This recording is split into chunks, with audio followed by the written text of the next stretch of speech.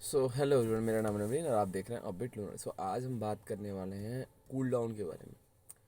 अब ये होता है कूल डाउन क्या होता है। तो जैसे सिंपल भाषा में बताएं तो जैसे ये होता है कि अगर आप दौड़ रहे हो, ठीक है।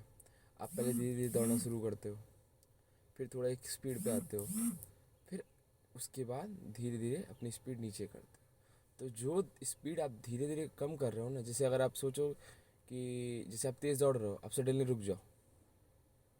जैसे आप गाड़ी चल रही है कोई आपकी और सडनली डिस्क ब्रेक लग जाए तो क्या होता है, एक जर्क लगता है, ठीक है। इसी तरह जब भी आप एक्सरसाइज कर रहे हो या कुछ भी कर रहे हो, फिजिकल एक्टिविटी कर रहे हो, तो आप सडनली अगर अपने आप को रोक दोगे तो आपके बॉडी को एक शॉक लगेगा, ठीक है।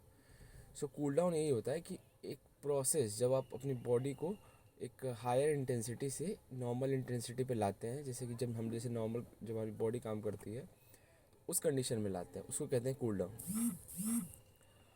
अब कूल डाउन का सबसे बड़ा कूल डाउन को कैसे करना है, ठीक है। तो देखिए, कूल डाउन का कोई एक सेट पैटर्न नहीं है जो मैं आपको बता दूं और आप उसको फॉलो कर लो और ये आपको कूल डाउन हो गया। क्योंकि आप अपने वर्कआउट, आप अपनी जो भी एक्सरसाइजेस हैं या अपने हिसाब से करते हो, ठीक है। आप अपने चार्ट के अकॉर्डिंग करते हो जो आपके जिम से मिलता होगा। तो उस टाइम आपकी हार्ट रेट इंटेंसिटी कैसी है। हो सकता है आपका उस दिन थोड़ा सा आपकी तबीयत तबीयत ऊपर नीचे हो तो आपकी हार्ट रेट बहुत हाई जाए। तो बहुत चीज़ें हैं।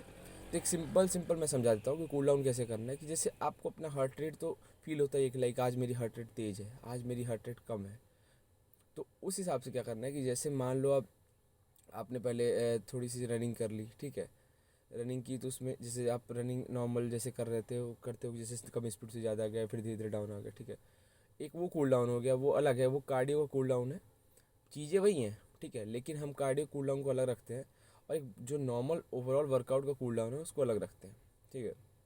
तो अब जो नॉर्मल वर्कआउट है, आपका ओवरऑल वर्कआउट है, उसमें कूल डाउन कैसे करें। तो जैसे आपने मान लीजिए कार्डियो किया नहीं किया, मान लो एक आपने कर लिया, ठीक है। उसके बाद आपने नॉर्मल वेट ट्रेनिंग की। तो वेट ट्रेनिंग में हमें देखना है कि हमारी मतलब हमारी जो हार्ट रेट है, जो हमारी बॉडी की मतलब फटीग लेवल है, जो हमारे मतलब स्ट्रेस है कितना है।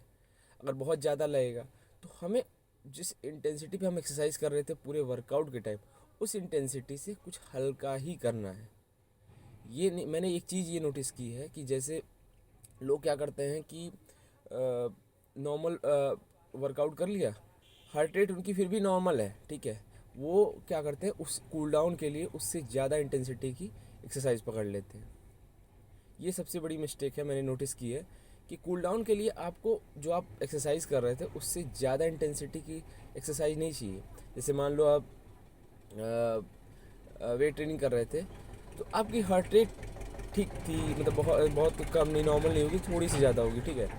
उसके बाद अगर आप कोई ट्रेडमिल पकड़ लिए, क्रॉस ट्रेडमिल पकड़ लिए कूल डाउन के लिए, कूल डाउन के नाम पे, तो उसने आपको कूल डाउन नहीं किया बल्कि एलिवेट कर दिया।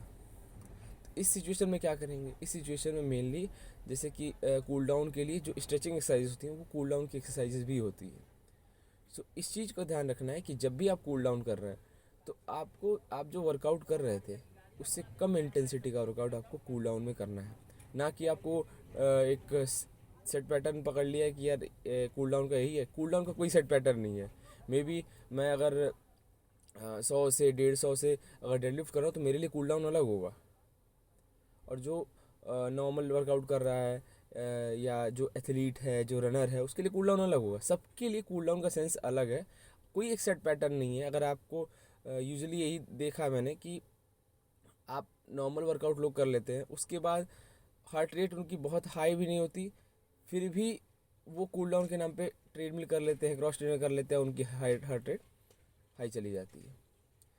ये रहा कूल डाउन के बारे में, और इस चीज़ को ध्यान रखिए क्योंकि कूल डाउन बहुत इंपॉर्टेंट है। वो देखिए, हम थोड़े ऐसे हैं कि हमें चीज़ें जब तक सामने नहीं दिखती हैं हम नोटिस नहीं करते, लेकिन अंदर बॉडी को शॉक तो लग रहा है ना।